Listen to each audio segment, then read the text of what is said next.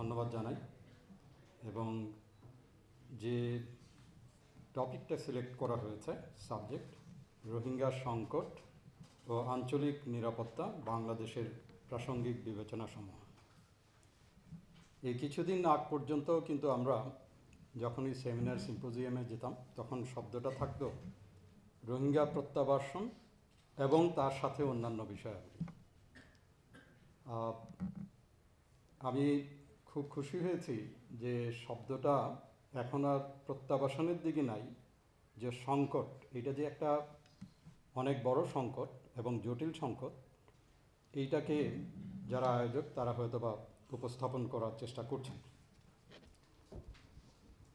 আমি এই কমপ্লিট বিষয়টাকে দুটো সংকট হিসাবে বা দুটো ইস্যু হিসাবে চিন্তা করি। প্রথম ইস্যু হলো মিয়ানমার ইস্যু এবং দ্বিতীয় ইস্যু হলো রোহিঙ্গা ইস্যু, এবং একটা ইস্যুর সাথে আরেকটা ইস্যু গভীরভাবে সম্পর্কযুক্ত।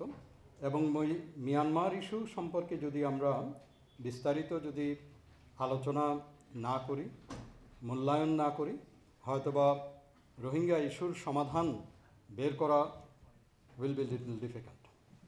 সো আমি প্রথমে কিছুটা আলোকপাত করব মিয়ানমার ইস্যু সম্পর্কে বা মিয়ানমার সমস্যা সম্পর্কে।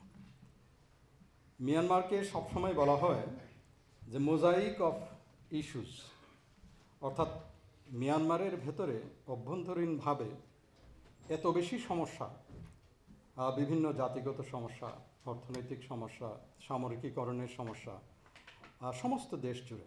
এবং এই যে সময়কাল, এই সময়কালটা তাদের জন্মের পূর্ব থেকেই এই সমস্যাগুলো তৈরি হয়েছে।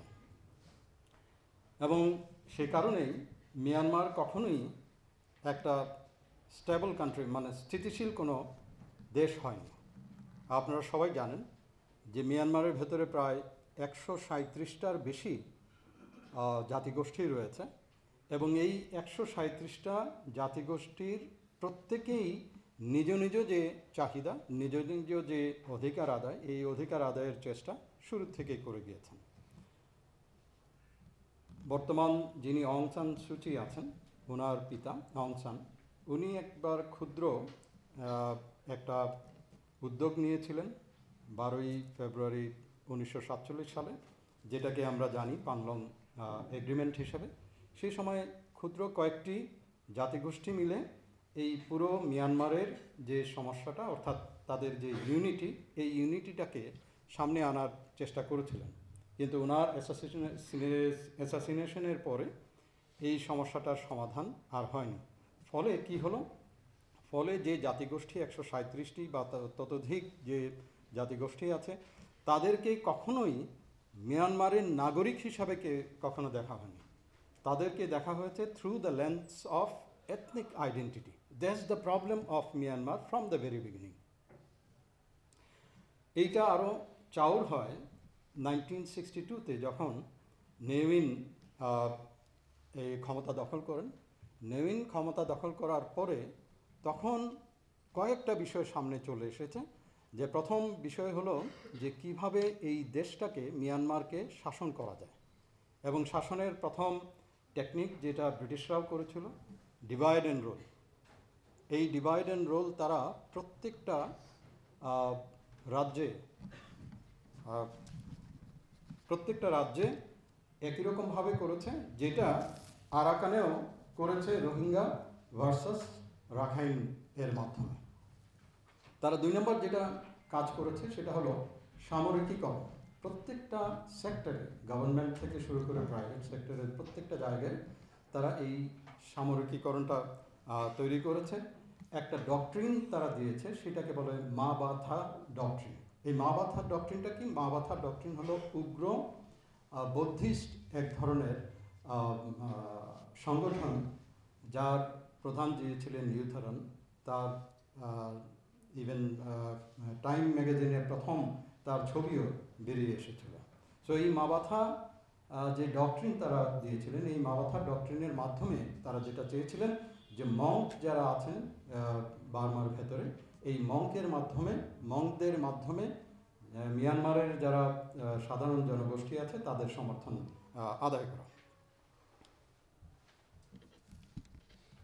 এছাড়া সামরিক বাহিনীর যে সাইকোলজি, এই সাইকোলজিটাও আমাদের বুঝতে হবে, বিকজ আমরা বিগত ৬২ বছর ধরে দেখেছি যে মিয়ানমারে সামরিক বাহিনী ক্ষমতা দখল করেছে। সো তাদের সাইকি যদি আমরা না বুঝি তাহলে ইট ইজ ভেরি ডিফিকাল্ট যে তাদের সাথে ডিপ্লোম্যাটিক কনভেনশনাল হোক অথবা ট্র্যাক 2 ডিপ্লোমেসি হোক, এই ট্র্যাক 2 বা ট্র্যাক 1 কোনোটাই কাজে দেবে না। সো তাদের ভেতরে একটা প্রধান জিনিস যেটা কাজ করে এটাকে বলে জেনোফোবিয়া বা বিদেশি ভীতি যেটা আছে। কেন হয়েছে? কারণ মিয়ানমারে বহু দেশ আক্রমণ করেছে, মঙ্গোলিয়া আক্রমণ করেছে সেই 1277 থেকে 87 সাল পর্যন্ত, 1300 থেকে 1301 পর্যন্ত।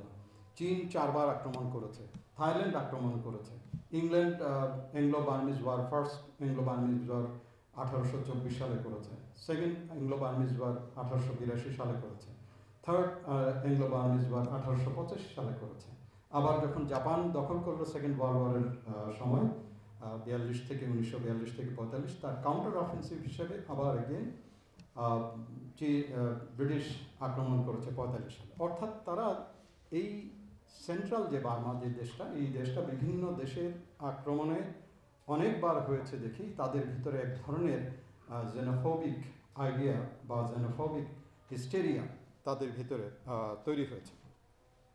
আমি এই কথাগুলো কেন বলছি? কারণ হলো যে সমস্ত মিয়ানমারের যে অবস্থা আছে, এই অবস্থাটা যদি আমরা না বুঝি তাহলে আমাদের পক্ষে বর্তমানে যে অবস্থা আছে অথবা সামনের দিকে যে অবস্থা যাবে সেটা বোঝাটা একটু ডিফিকাল্ট হবে। সো সর্বশেষ যে ডেভেলপমেন্টগুলো যেগুলো হলো, আমরা সবাই জানি গত বছরের অক্টোবর থেকে শুরু হয়েছে থ্রি ব্রাদারহুডের আক্রমণ, এবং এই যে আক্রমণটা হয়েছিল এটা মেইন সমর্থনটা পেয়েছিল চীন থেকে। শুরু হয়েছিল থ্রি ব্রাদারহুডের আক্রমণ শান স্টেটে বাই MNDAA, অ্যান্ড তারা শান স্টেটের মোটামুটি পুরোটাই দখল করেছে, বিশেষ করে লেশীয় যে রাজধানী সেটাও দখল করেছে। থ্রি ব্রাদারহুডের আরেকটা যে অংশ আরাকান আর্মি, এই আরাকান আর্মি তারা তাদের আক্রমণটা শুরু করেছিল নর্থ থেকে, চীন স্টেট থেকে, এবং আক্রমণ করে নিচের দিকে নেমে এসেছে। এবং আমরা জানি গত রোববারে সর্বশেষ যে দুটো শহর ছিল বুথিডং এবং নংরু, যেখানে রাখাইনরা সবচেয়ে বেশি ছিলেন, সেই গত রোববারে 8ই ডিসেম্বর সেটাও তারা দখল করে ফেলেছে। ফলে এখন পুরো রাখাইন রাজ্যের অল্প কয়েকটি সিটি ছাড়া, লাইক সিদওয়ে, কাইপাও বা এরকম ছাড়া প্রায় পুরোটাই আরাকান আর্মি দখলে রয়েছে। এর সাথে যুক্ত হয়েছে যে আরাকান আর্মি যখন আক্রমণ করে নিচের দিকে নামছিলেন তখন তাতমাদাও হিউজ অনেক পরিমাণে অস্ত্র মিউনিশনস তারা ফেলে রেখে চলে গিয়েছে। ফলে আরাকান আর্মির কাছে এখন প্রচুর পরিমাণে অস্ত্র গোলাবারুদ রয়ে গেছে। অন দ্য আদার হ্যান্ড, চীন স্টেটের একটা গুরুত্বপূর্ণ শহর নাম হলো পালেতোয়া, এই পালেতোয়াও দখল করে ফেলেছে আরাকান আর্মি। পালেতোয়াটা কোথায়? চীন স্টেটে। চীন স্টেটে আবার আরেকটা গ্রুপ আছে, সেটাকে আমরা জানি সবাই, এটাকে CNF বলে। CNF-এর সাথে আবার আরাকান আর্মির যে সম্পর্ক, এটা হলো বৈরী সম্পর্ক তাদের মধ্যে রয়েছে।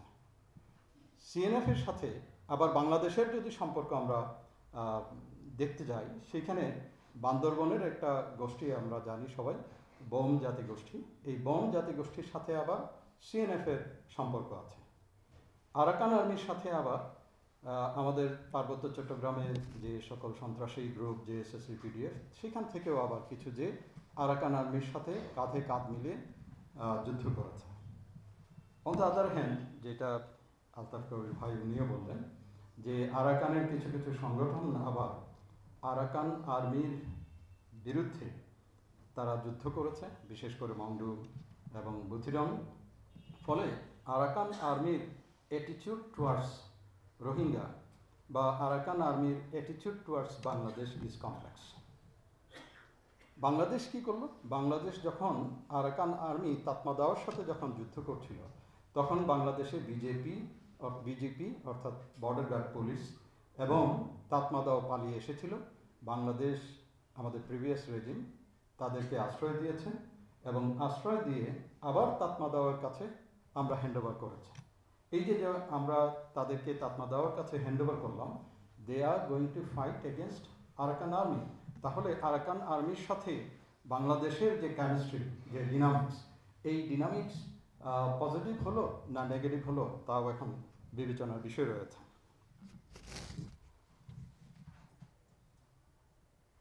জুলাই বিপ্লবের পরে আমাদের বর্ডার হয়তোবা সেইভাবে সুরক্ষিত ছিল না।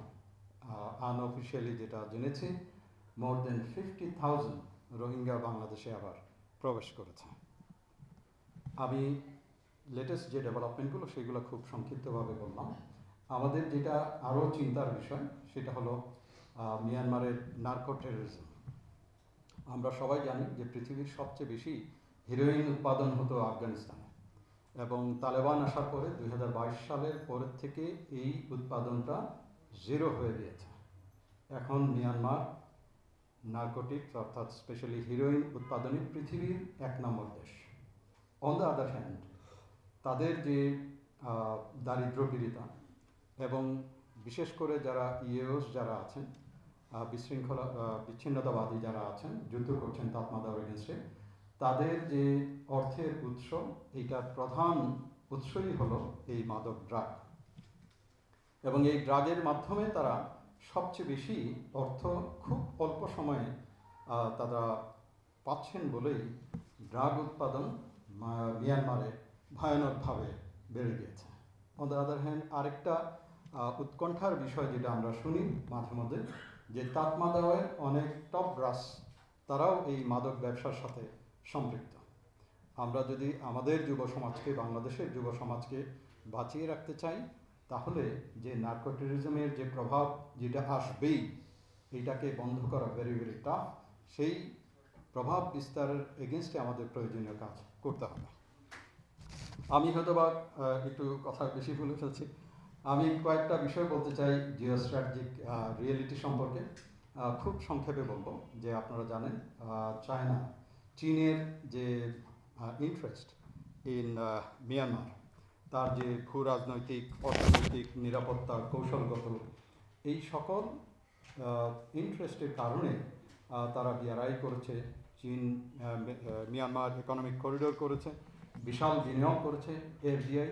এবং আমরা সবাই জানি যে মিয়ানমারে যত এফডিআই হয় তার 26% আসে শুধুমাত্র চায়না থেকে।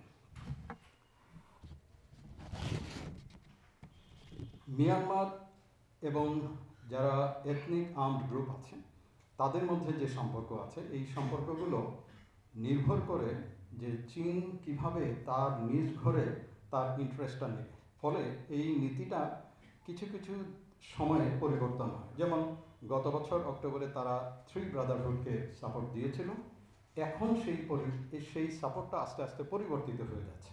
কিভাবে বোঝা গেল? বোঝা গেল এইভাবে যে MNDA, one of the main অংশীদার 3 ব্রাদারহুডের, তাদের যে প্রধান সামরিক কর্মকর্তা যার নাম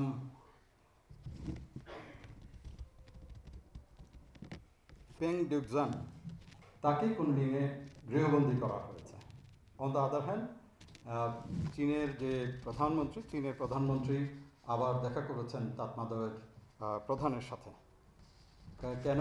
কারণ MNDA-কে তারা প্রেশার দিচ্ছেন যাতে করে লেশিও থেকে চলে যায় এবং কোনো অবস্থাতেই সিম্যাক অর্থাৎ চীন মিয়ানমার ইকোনমিক করিডোরের কোনো অংশে যেন তারা কোনো প্রভাব বিস্তার না করতে পারে। আমরা সবাই জানি যে তাতমাদাও আগামী বছর 2025 সালে একটা নির্বাচনের ঘোষণা দিয়েছেন এবং এই চীনের সাপোর্টটাকে অনেকভাবে দেখছে লোকজন যে এইটা তাতমাদাওকে সমর্থন দেওয়ার মতো, যেটা NUG গভর্নমেন্ট এর এগেনস্টে তারা প্রতিবাদ জানিয়েছে। অন দ্য আদার হ্যান্ড যদি আমরা ইন্ডিয়ার ইন্টারেস্ট যদি দেখি, ইন্ডিয়ান ইন্টারেস্ট প্রথমে ছিল লোকিস্ট, এখন হয়েছে অ্যাক্টিস্ট। এবং তারা এই অ্যাক্টিস্টের মাধ্যমে যে ট্রাইনেশন যে রোড যেটা আছে, ট্রাইনেশন রোড যেটা মণিপুর থেকে শুরু হয়ে মান্দালে হয়ে বাগো হয়ে থাইল্যান্ডে যাবে এবং তার সাথে প্যারালালি যাবে ট্রান্স এশিয়ান রেলওয়ে, এই তাদের যে ইন্টারেস্ট যেটা আছে, এই ইন্টারেস্ট তার সাথে রয়েছে কালাদান মাল্টিমোড প্রজেক্ট। সেখানেও তারা $484 মিলিয়ন ডলারের একটা প্রজেক্ট করছে। এই কালাদান প্রজেক্টের যে সকল গুরুত্বপূর্ণ অংশ বা জায়গা, সেই জায়গাটা আবার দখল করে রেখেছে আরাকান আর্মি।